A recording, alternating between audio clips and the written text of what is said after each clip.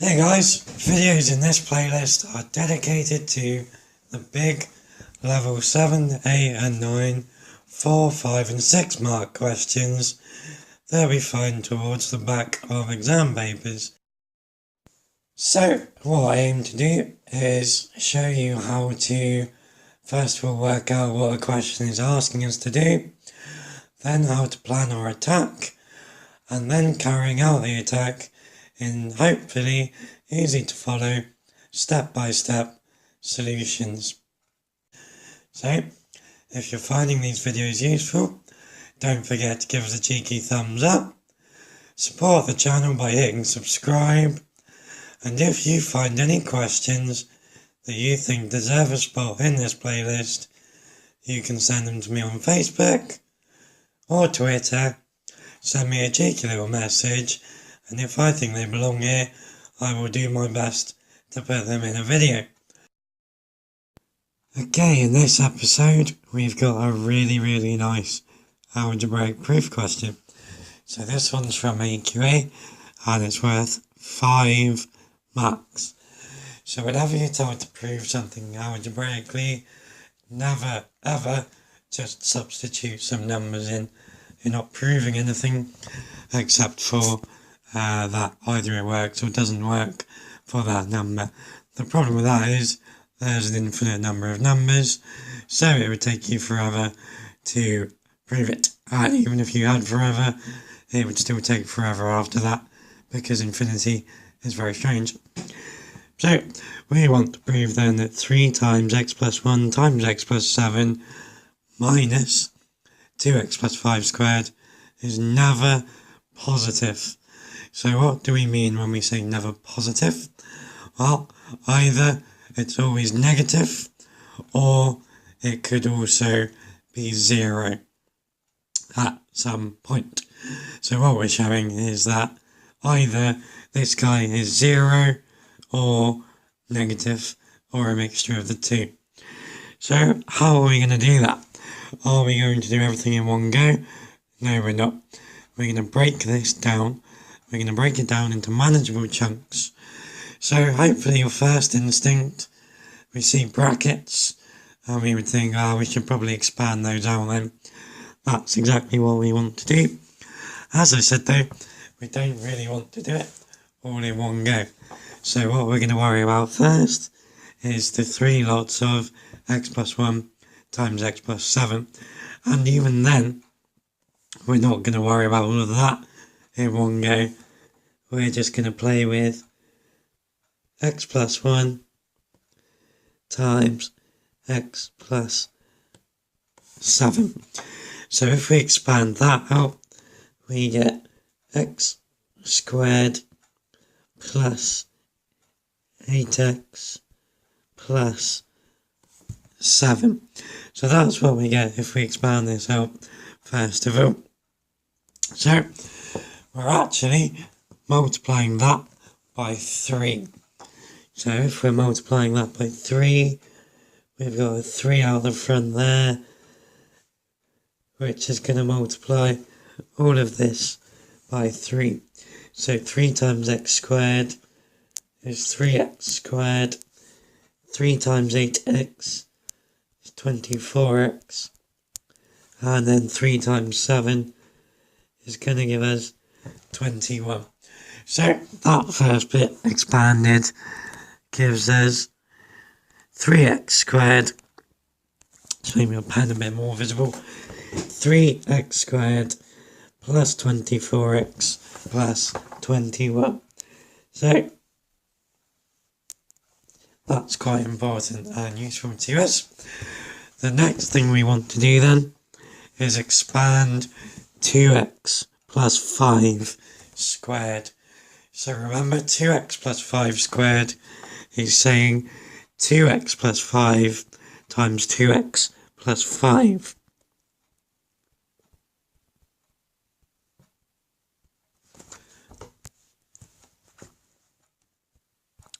Okay, so again, it's a double bracket expansion. So check that you can expand that alright and get 4x squared add 20x, add 20x, add 25. So in its expanded form, we've got 3x squared, add 24x, add 21, minus all of this, so minus 4x squared plus 20x plus 25. So that is all being minused. So every term in there is going to become negative. So if we now simplify this expression, well, let's first of all let that negative sign inside of the brackets. So our expression as a whole becomes 3x squared plus 24x plus 21 minus 4x squared minus 20x minus 25. So if we now simplify that, we've got 3x squared minus 4x squared. So that's going to give us minus x squared. We've got 24x minus 20x. That's going to leave us with positive 4x. And then we've got 21 minus 25. That's going to give us minus 4. So that quadratic now at the bottom is a heavily simplified version of 3 times x plus 1 times x plus 7 minus 2x plus 5 squared. So now we are actually now just looking at this 3-term quadratic, and we want to prove that this guy is never positive.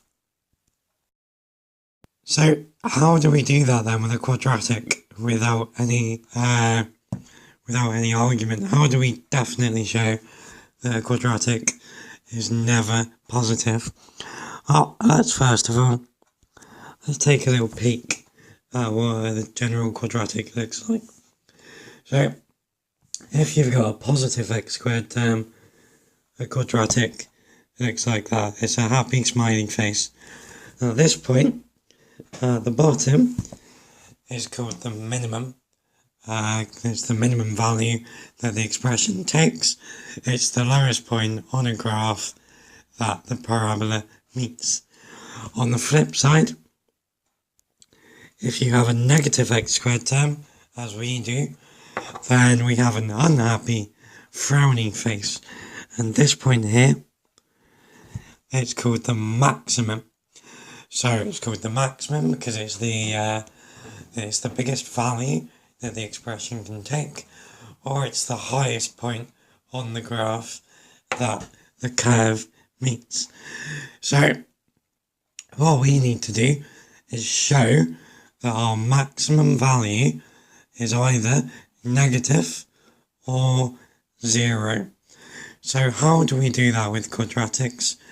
How do we find either the minimum or the maximum? We complete the square. So that's exactly what we want to do with our quadratic back here. We want to write it in completed square form and see what coordinates we get for our maximum point, or what our maximum value that this expression can take is. So we need it to either be 0 or negative. Okay, so how do we complete the square then? Well, first of all, we need to have a single positive x squared term. So here, we do have a single x squared term, but it's not positive, it's negative. So we need to do a bit of magic to turn that into a positive. We can't just divide the negative away. There's no equal sign, so we can't do that. What we do is we factorise. So we're going to write this as minus, big square brackets, positive x squared. Now positive 4x becomes negative. and the negative 4 become positive. So if this is tricky at all, check out my playlist on completing the square, where we go through quite a few of these in a lot of detail. So now we're quite happy. We can complete the square inside of the big square brackets now. So we're going to get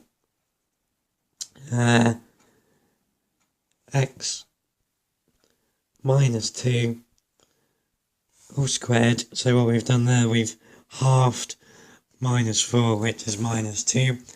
Work that in the bracket with an x and a square on the outside.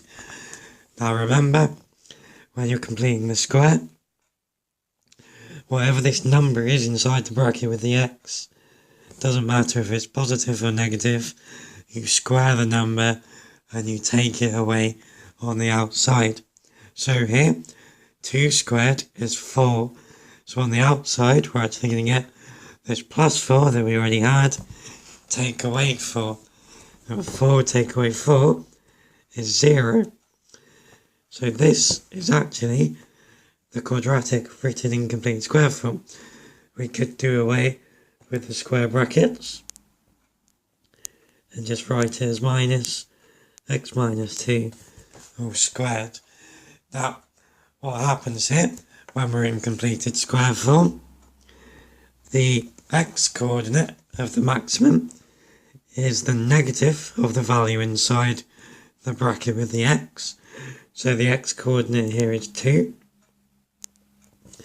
And the y coordinate is whatever number we've got on the outside of the brackets. So here, well, we've got nothing, but we can think of nothing as being plus 0 if we like.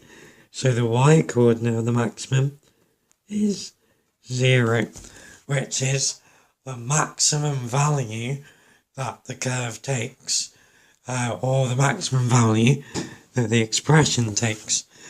So if we were to substitute x equals 2 into minus x squared plus 4x minus 4, well, 2 squared is 4, so minus that, and you've got minus 4, and then plus 4 times 2 gives us plus 8, and then we've got that minus 4 at the end, so minus 4 plus 8 minus 4 is indeed 0. So 0 is the maximum value that the expression can take. 0 isn't positive, so we've proven that the expression is never positive. Now whenever you prove something and you're confident that you've done it, work a cheeky little QED at the end for quite enough done. Okay guys, hope that's useful. Don't forget to subscribe to the channel, share with your friends. Until next time, take care.